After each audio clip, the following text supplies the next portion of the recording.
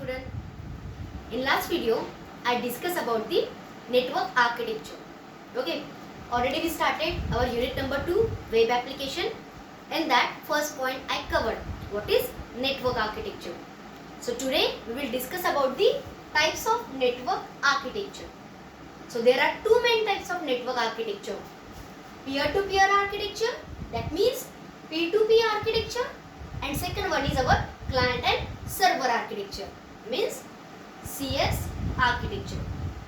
So one by one we will take the information about it.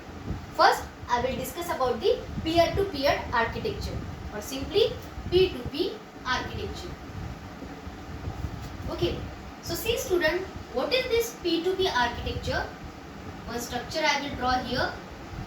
I will draw 4 different devices here which are directly communicated with each other with the help of cables or links or some interconnection. So 4 devices I drawn here. Device 1, 2, 3 and 4. And each and every device is connected to each other. Okay. Simple structure I drawn here. Now our concept is P2P architecture, peer-to-peer architecture. One more thing, peer-to-peer architecture is also known as point-to-point architecture. Okay, so another name for peer-to-peer architecture is point-to-point architecture, or simply we can say it's a P2P architecture. So let's start student. What is P2P architecture?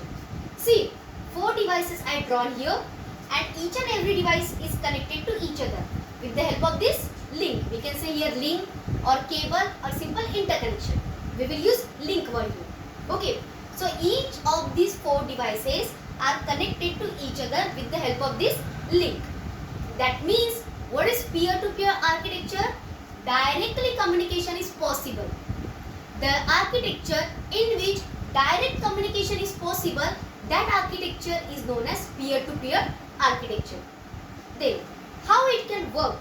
Suppose device 1 want to send hi message to device 3. Now see how the communication will possible. Device 1 want to send one message, hi message to the device 3. So here device 1 will use one packet. Packet means what? The one format, data, one message format. We can say data message format, we can say packet. Okay, in packet it contains 2 types of field. Right hand side it's our message field, means original message, and left hand side is our address field where we want to send the address. So that address field is available at left hand side and our original message is available at right hand side. So for the communication purposes we will use this packet. So packet contain 2 types of field, left hand side address field, right hand side message field. Now device 1 want to send message to device 3. So first he will use that packet. He will, in dotted format I draw here, he will use that packet in, or simple, if the screen is not visible, so directly I will draw structure here like this. Okay, so in right hand side what he will mention? So in right hand side he will mention its original message, and in left hand side where he want to send that address he will mention. I will assign the addresses here 101, 102, 103 and 104. So in left hand side he will assign the address 103. That means on the address 103 device 1 want to send hi message to device 3. Okay, now our packet is ready. After that device 1 will check the link is available or not. Yes, device 1 and device 3 are directly connected with this link. So directly device 1 will send this packet with the help of this link to the device 3. In this way, the device 1 can send hi message to the device 3. If in case the link is not available,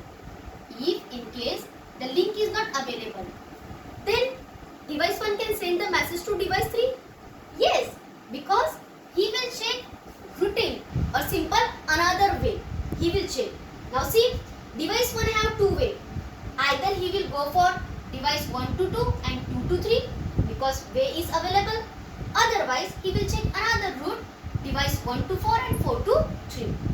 But if the direct communication is possible or direct link is possible, then through that link, device 1 will directly send that respective packet to device 3. In this way, the communication is possible between device 1 to 3. So this is our simple structure, P2P structure. Directly communication is possible in P2P structure. I hope you will understand this concept. The best advantage of P2P architecture is what? Devices are directly connected to each other, and with the help of that direct link, we can send our direct message to that respective device. Means our security will never break. Why? No one will check that link. Only the source and destination will check that link. Third party will never check. So this is the best advantages of peer-to-peer architecture. One more disadvantages of architecture. If not a disadvantage, advantage. If the link is break, so only that two devices will not communicate with each other, but others are still working. And the disadvantages of this architecture is what? If we are not showing any link, so direct communication is not possible. So this is our simple architecture along with P2P architecture. I hope you will understand this concept. Next, I want to explain client to server architecture. So first, we will discuss here what is client and what is server. Otherwise, this simple concept I will explain in next lecture. Till that, learn P2P architecture, draw this diagram properly and explain your P2P architecture in your words. And don't forget that pic you have to send it to me on my personal WhatsApp number. Thank you student. Take care.